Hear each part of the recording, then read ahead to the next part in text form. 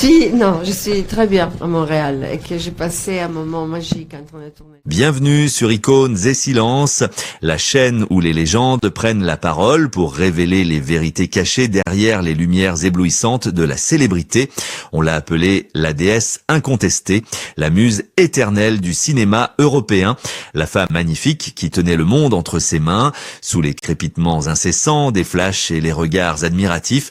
Son sourire parfait semblait intouchable. Mais que se passe-t-il réellement lorsque les projecteurs s'éteignent et que le grand silence envahit la pièce vide? Derrière les portes closes de son mariage emblématique de 14 années avec le célèbre acteur Vincent Cassel se cachait un vide immense que les mots peinent encore à décrire. Comment une icône absolue de la beauté a-t-elle pu se retrouver prisonnière d'une telle solitude déchirante? Qui a véritablement volé l'illusion de ce bonheur parfait que le monde lui enviait secrètement aujourd'hui? À 61 ans, Monica Bellucci a finalement décidé de briser le silence avec une honnêteté désarmante. Elle ne pointe pas du doigt avec amertume, mais elle confronte avec une grâce poignante les grandes illusions que l'industrie impitoyable du divertissement a minutieusement construites autour de son image. Elle parle ouvertement de cette beauté saisissante qui, loin d'être un simple privilège divin, s'est transformée en une véritable cage dorée. Elle évoque avec une douce tristesse ce mariage célèbre, perçu par le public comme un conte de fées, mais profondément rongé par la distance kilométrique et les absences répétées. Et par-dessus tout, elle fait face au temps qui passe, ce prétendu ennemi redoutable des femmes que le grand écran refuse obstinément de voir vieillir. Pourtant, bien avant d'atteindre cette libération spirituelle, il y a eu la gloire vertigineuse des premiers succès. Le public français l'a passionnément adulé, les plus grands réalisateurs l'ont désiré et la France entière est tombée sous son charme envoûtant. Mais alors que tout le monde croyait que la vie de Monica et Vincent était une fresque romantique sans le moindre défaut, une graine invisible de rupture germait déjà dans l'ombre. Une décision artistique brutale prise au début des années 2000 allait pousser leurs limites bien au-delà de ce qui était humainement supportable. Que s'est-il réellement passé dans l'obscurité oppressante de ces plateaux de tournage qui a pu fracturer une telle union? La vérité risque de vous faire voir l'intégralité de sa carrière sous un jour totalement différent. Tout a commencé par une rencontre magique entre la beauté italienne et le romantisme du cinéma français. Lorsqu'elle quitte l'Italie pour s'installer à Paris dans les années 90, Monica Bellucci n'est encore qu'une jeune mannequin au visage d'ange cherchant désespérément à prouver que son talent surpasse de loin son apparence. C'est en 1996 que son destin bascule de manière spectaculaire avec le film L'appartement. Dans ce drame romantique envoûtant, elle incarne la mystérieuse Lisa avec une profondeur inattendue. Ce rôle décisif ne lui offre pas seulement une nomination amplement méritée au prestigieux César, il lui fait surtout rencontrer l'homme qui partagera 14 longues années de sa vie, le charismatique et impétueux Vincent Cassel. Le public français, fasciné par cette alchimie évidente, assiste à la naissance d'un couple mythique, une alliance parfaite et brûlante entre la grâce méditerranéenne et l'audace parisienne. À cette époque bénie, jouer la comédie est pour elle une joie pure, une libération inespérée de l'image de poupée muette que le monde superficiel de la mode tentait de lui imposer depuis ses débuts. Très vite, elle devient bien plus qu'une simple actrice talentueuse, elle s'érige en véritable symbole culturel intemporel. En l'an 2000, le monde entier succombe à son charme dévastateur avec le chef-d'œuvre italien Malena. Elle y joue une femme dont la beauté exceptionnelle et presque surréaliste devient une malédiction aux yeux de la société, un rôle tragique et étrangement prophétique pour la suite de son propre parcours personnel. La France l'adopte alors définitivement et la consacre comme la nouvelle icône incontournable de son époque. L'année suivante, le triomphe colossal du grand film épique Le Pacte des loups confirme son statut de superstar incontesté. Chaque apparition publique se transforme en un événement national majeur. Chaque regard capturé par les caméras est une promesse d'évasion pour un public en quête de rêve et d'idéal. Elle est perçue comme la femme parfaite, la muse éternelle qui réconcilie merveilleusement l'élégance classique avec une sensualité moderne, libre et assumée. Son apogée populaire atteint des sommets vertigineux en 2002 avec la comédie culte Astérix et Obélix Mission Cléopâtre. En revêtant les somptueux habits de la célèbre reine d'Égypte, elle grave définitivement son nom dans le cœur de millions de spectateurs enthousiastes, imposant une image majestueuse et inoubliable à toute une génération. L'Europe entière est à ses pieds. L'industrie hollywoodienne lui ouvre grand ses portes dorées et sa magnifique histoire d'amour avec Vincent Cassel s'affiche triomphalement en couverture de tous les magazines les plus prestigieux. Pourtant, au sommet vertigineux de cette gloire étincelante, les premières fissures commencent imperceptiblement à se former dans le marbre de sa perfection. La joie innocente et vibrante des débuts laisse peu à peu place à une pression écrasante et profondément silencieuse. Derrière les sourires éclatants et travaillés sur les tapis rouges du monde entier, Monica commence à ressentir le poids étouffant des attentes irréalistes de l'industrie cinématographique. On exige d'elle une jeunesse et une perfection constante, figeant peu à peu son véritable talent derrière le masque impitoyable et froid de l'icône de beauté absolue. Elle devient, presque malgré elle, l'objet exclusif de tous les fantasmes, une divinité intouchable que l'on admire de loin sans jamais chercher à écouter les tourments intimes de son âme. Alors que le monde entier applaudit frénétiquement cette réussite éblouissante, la solitude s'infiltre doucement mais sûrement dans sa vie intime, cruellement nourrie par les absences répétées et les tournages éreintants aux quatre coins de la planète. L'industrie du cinéma, qui l'a si rapidement hissée sur un piédestal doré, s'apprête lentement à exiger un tribut émotionnel que personne n'aurait pu imaginer. Mais jusqu'où une femme peut-elle sacrifier sa propre vulnérabilité pour nourrir indéfiniment le mythe que les autres ont bâti autour d'elle? Le conte de fées cinématographique tant envié était sur le point de révéler son visage le plus sombre, le plus froid et le plus exigeant. Ce qui s'est réellement passé ensuite dans l'intimité étouffante des plateaux de tournage a non seulement ébranlé les fondations de son couple, mais a failli détruire à jamais la femme fragile qui se cachait derrière l'icône de papier glacé. Pendant que les foules en délire acclamèrent la déesse méditerranéenne sur les tapis rouges éblouissants du monde entier, une réalité bien plus sombre se dessinait dans l'ombre glaciale des coulisses. Le grand public voyait une femme rayonnante parée de bijoux somptueux et de robes haute couture. Mais derrière cette façade d'une perfection absolue, Monica Bellucci affrontait un isolement psychologique que personne ne soupçonnait. L'industrie cinématographique, cette machine à rêve souvent impitoyable, ne voyait plus en elle un être humain complexe, mais un simple produit de luxe, une image de papier glacé destinée à faire vendre des billets et à faire fantasmer les masses.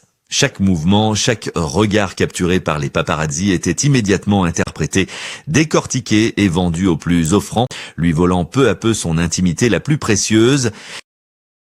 Sa beauté exceptionnelle, qui aurait dû être une bénédiction naturelle, s'est insidieusement transformée en une prison dorée dont il était presque impossible de s'échapper.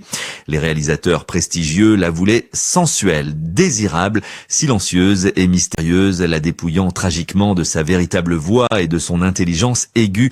Elle devait sans cesse se battre avec acharnement, prouver 2 fois plus que les autres qu'elle possédait un talent brut, une âme vibrante derrière ce masque d'Aphrodite que l'on refusait obstinément de lui enlever. Cette sensation d'étouffement était cruellement amplifiée par le mythe persistant de son mariage avec Vincent Cassel. La presse internationale les présentait constamment comme le couple royal et invincible du cinéma européen, l'incarnation même de la passion éternelle. Pourtant, la vérité intime de leur quotidien était radicalement différente, tissée de longues absences et d'une distance géographique déchirante. Pendant 14 ans, ils ont vécu une romance morcelée, séparés par des milliers de kilomètres, naviguant entre Rome, Paris, Londres et le lointain Brésil. Monica se retrouvait souvent seule dans d'immenses suites d'hôtels luxueux à l'autre bout du monde, entourée par le silence assourdissant qui suit invariablement les ovations du public. Comment maintenir la flamme d'un foyer quand les agendas surchargés dictent chaque moment de votre existence ? Elle a elle-même admis des années plus tard qu'il aurait été purement ridicule d'exiger une proximité constante alors qu'il ne se voyait parfois pas pendant des mois entiers. Cette indépendance forcée, d'abord perçue comme un bouclier protecteur, est devenue le terreau d'une solitude profonde et inavouable.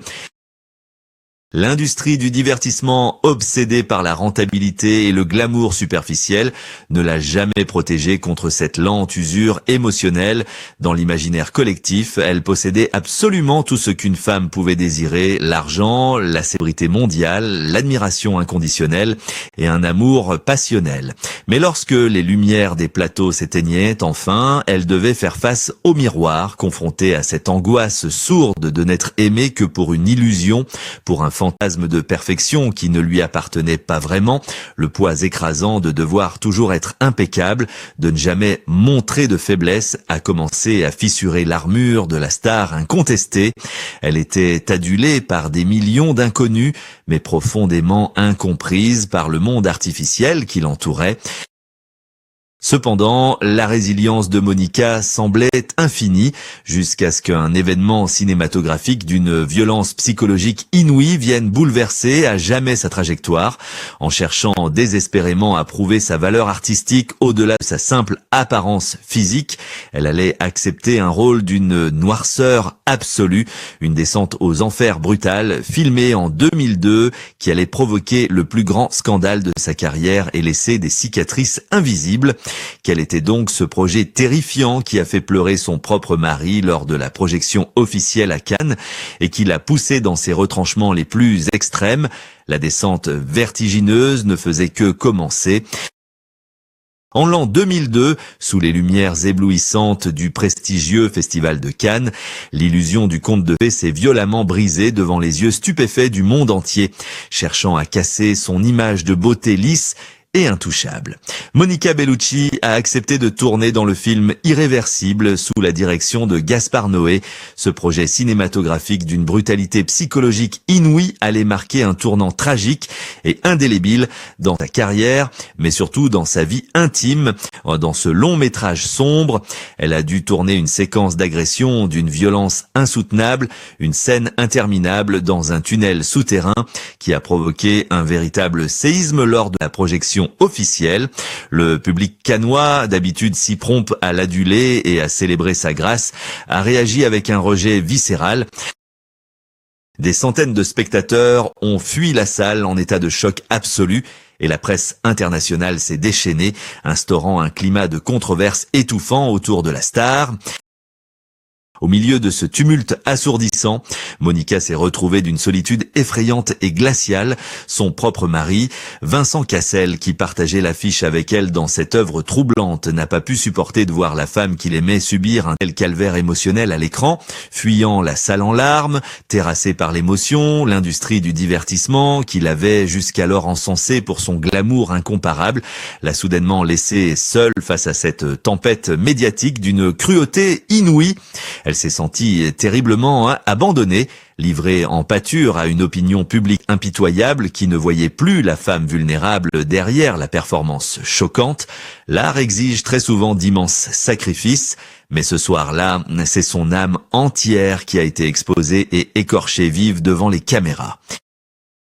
Cette expérience traumatisante a laissé des traces invisibles mais profondes dans son esprit, accentuant dramatiquement le fossé émotionnel qui se creusait lentement dans son mariage, une union déjà lourdement fragilisée par les distances et les exigences écrasantes de leurs carrières respectives.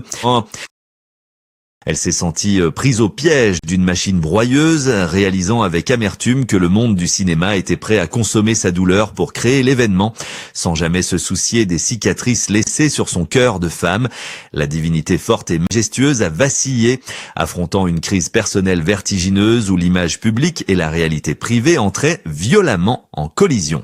Comment survivre à une telle tempête lorsque le monde entier observe vos moindres failles? Avec une curiosité presque malsaine, beaucoup auraient sombré dans l'oubli après un tel cataclysme émotionnel, acceptant silencieusement leur statut de victime sacrifiée sur l'autel du 7e art. Mais c'était mal connaître la véritable force intérieure de cette icône intemporelle. Au lieu de se cacher éternellement dans l'ombre de ses blessures, elle allait préparer des années plus tard une réponse d'une puissance magistrale. À l'aube de la soixantaine, l'heure de briser les grandes illusions allait enfin sonner avec une résonance inattendue. Il a fallu de longues années pour que les blessures invisibles se referment doucement, mais le temps, ce prétendu ennemi implacable des femmes dans le monde impitoyable du cinéma, est finalement devenu son allié le plus précieux.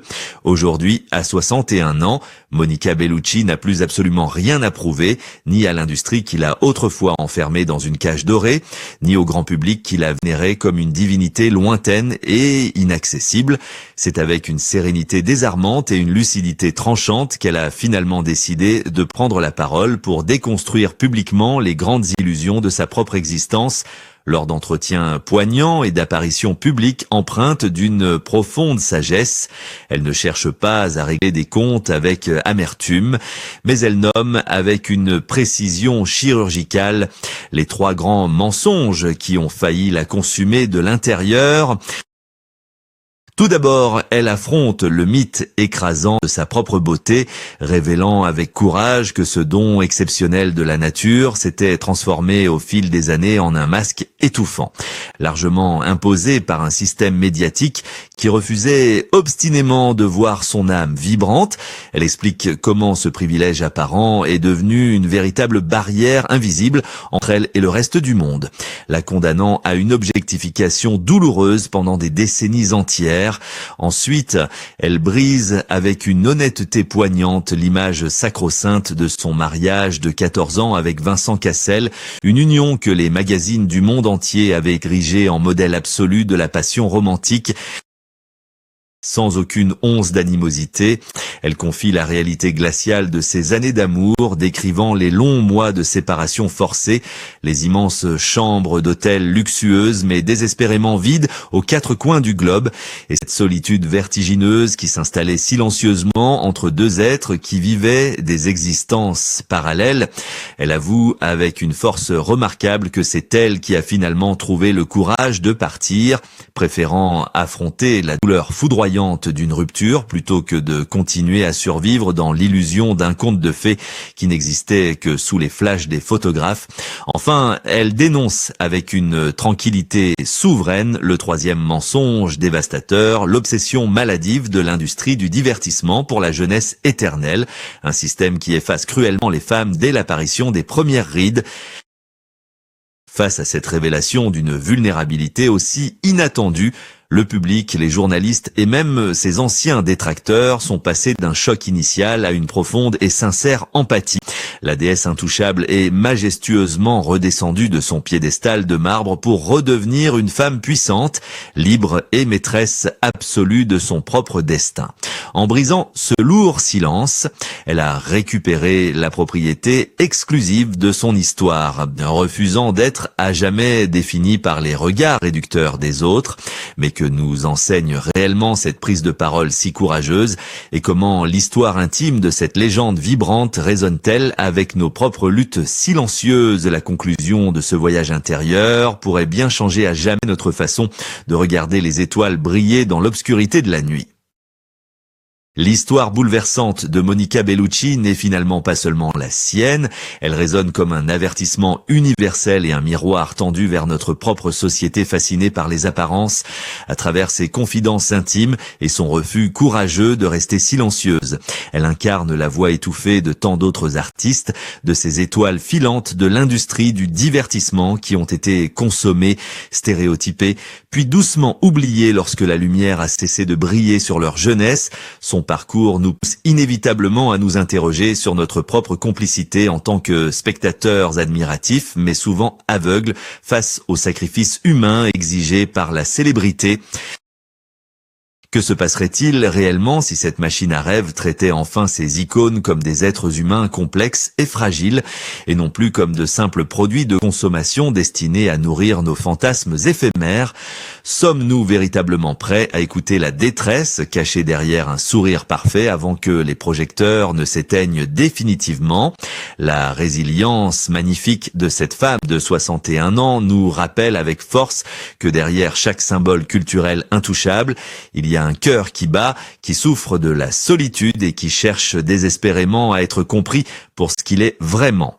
L'industrie du cinéma a longtemps cru posséder son image, mais elle n'a jamais pu capturer son âme indomptable en se libérant des attentes irréalistes et en acceptant publiquement ses propres fêlures. Elle a transformé sa plus grande vulnérabilité en une force inspirante pour toutes les générations à venir. Aujourd'hui, nous ne l'écoutons plus simplement pour nous souvenir d'une époque dorée, mais bien pour changer notre regard sur celles et ceux qui sacrifient leur vie privée sur l'autel de notre divertissement, comme elle l'a si magnifiquement suggéré en reprenant le contrôle absolu de sa propre destinée. Je ne cherche absolument pas le pardon ni la pitié de qui que ce soit. Je veux simplement que mon histoire soit enfin racontée avec ma propre voix et ma propre vérité.